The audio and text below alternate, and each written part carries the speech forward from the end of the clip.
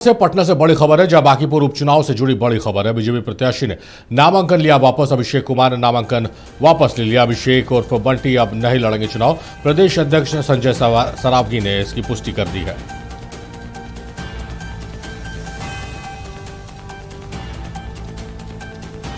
मरगूब हमारे सहयोगी हमारे साथ फोन लाइन पर मौजूद है। मरगूब, नामांकन किया, नामांकन में एनडीए ने अपना शक्ति प्रदर्शन किया, जीत के अलग अलग दावे किए गए और लीजिए प्रत्याशी ही ने चुनाव लड़ने से इनकार कर दिया। क्या वजह रही? इब्राहिम जी, मैं आपसे बार बार एक बात कहता हूँ, ये बिहार है इब्राहिम जी, कब क्या होगा कह पाना बहुत मुश्किल है। 3 दिनों से जश्न का माहौल, 3 दिनों से जश्न के माहौल के बाद चुनाव प्रचार की शुरुआत भी आज सुबह से हो गई और अभिषेक उर्फ बंटी भारतीय जनता पार्टी के बांकीपुर से उपचुनाव के उम्मीदवार ने कहा कि हम चुनाव लड़ने में असमर्थ हैं। हमने इस बात की जानकारी प्रदेश अध्यक्ष संजय सरावगी को दी है। इससे ज्यादा उन्होंने कुछ नहीं कहा।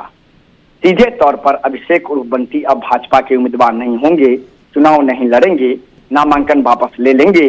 अब भारतीय जनता पार्टी दूसरे उम्मीदवार को कह सकते टिकट देगी और यहाँ से चुनाव लड़ाएगी। वजह जो हमारे पास जानकारी है, पिछले लगभग 48 घंटे से भाजपा के राष्ट्रीय अध्यक्ष माफ करेंगे नितिन नवीन का पटना आने का दौरा लगातार कैंसिल हो रहा था।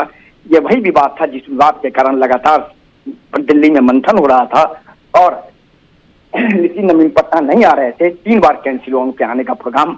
कल रात में था, आज सुबह था, 12:30 बजे था, अभी 6:30 बजे उनके आने का कार्यक्रम है। फिलहाल वो भी लग रहा है संदिग्ध है। तो वजह यही थी। लेकिन भारतीय जनता पार्टी का कहना है कि पारिवारिक कारण से अभिषेक मंत्री ने चुनाव लड़ने से इनकार किया, लेकिन इसकी वजह बहुत दूसरी है। जो वजह है निश्चित तौर पर वो वजह सामने जरूर आएगी। लेकिन एक चीज बहुत महत्वपूर्ण इब्राहिम हम बता रहे हैं, ये बीजेपी के लिए बड़ा सेटबैक हो सकता है, इसमें कोई शक नहीं है। क्योंकि यह पहली बार हमें लग रहा है बिहार में हुआ है कि भारतीय जनता पार्टी ने उम्मीदवार को खड़ा किया, नामांकन हुआ, चुनाव प्रचार शुरू हुआ और बीजेपी के कैंडिडेट ने ही अपना नामांकन वापस लेने की घोषणा कर दी। और वो भी इसकी घोषणा प्रदेश कार्यालय में प्रेस कॉन्फ्रेंस करके उन्होंने की है। और जो पत्र उन्होंने लिखा है प्रदेश अध्यक्ष को, उसकी पूरी फॉर्मेलिटी तरीके से उन्होंने मीडिया को बताया और फिर बताने के बाद वहां से चले गए। तो कहा जा सकता है कि अभिषेक बंटी ने नामांकन वापस लेने का ऐलान कर दिया है, चुनाव नहीं लड़ेंगे। हमें लग रहा है कि आज रात तक बीजेपी दूसरा कैंडिडेट की घोषणा कर देगी। इब्राहिम जी, मरगूब, ये जो वजह जो है, जो भी रही हो, क्या इसका असर दूसरा कैंडिडेट अगर बीजेपी तो उतारेगी दूसरा कैंडिडेट, क्या इसका असर दूसरे कैंडिडेट के चुनाव प्रचार नतीजे पर पड़ सकता है?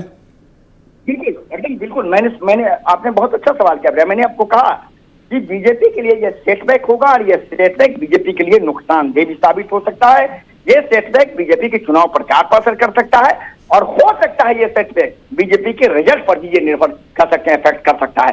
क्योंकि दोनों जो उम्मीदवार हैं बीजेपी के अगेंस्ट में, वो समान उम्मीदवार नहीं है। रेखा गुप्ता ने 50,000 वोट लाया था नितिन नवीन के खिलाफ। जब बिहार में प्रचंड लहर थी और 202 सीट लेकर के इंडिया आई थी, उस समय कह सकते हैं महिला कैंडिडेट ने 50,000 वोट लाया था। और दूसरे जो कैंडिडेट है वो प्रशांत किशोर हैं, उनका चेहरा के छिपा नहीं है। तो ये सेटबैक हो सकता है। हालांकि पार्टी का कहना है कि पारिवारिक कारण से उन्हें वापस लिया है।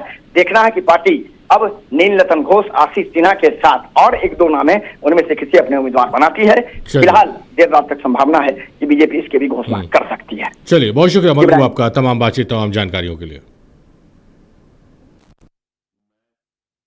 मैंने अभी माननीय प्रदेश अध्यक्ष संजय सरावगी जी को पत्र दिया हूं, जो आपके सामने पढ़ रहा हूं। सेवा में माननीय प्रदेश अध्यक्ष महोदय, भारतीय जनता पार्टी बिहार प्रदेश महोदय, सादर प्रणाम है। मुझे भारतीय जनता पार्टी ने बांकीपुर विधानसभा में उपचुनाव में एनडीए का प्रत्याशी बनाया था। उसके लिए केंद्रीय नेतृत्व, प्रदेश नेतृत्व का मैं आभार व्यक्त करता हूं। विनम्रता के साथ आपको आगाह करना चाहता हूं कि मैं पारिवारिक कारण से विधानसभा उपचुनाव लड़ने में असमर्थ हूं। मैं कार्यकर्ता के नाते निष्ठापूर्वक सेवा देते रहूंगा। धन्यवाद।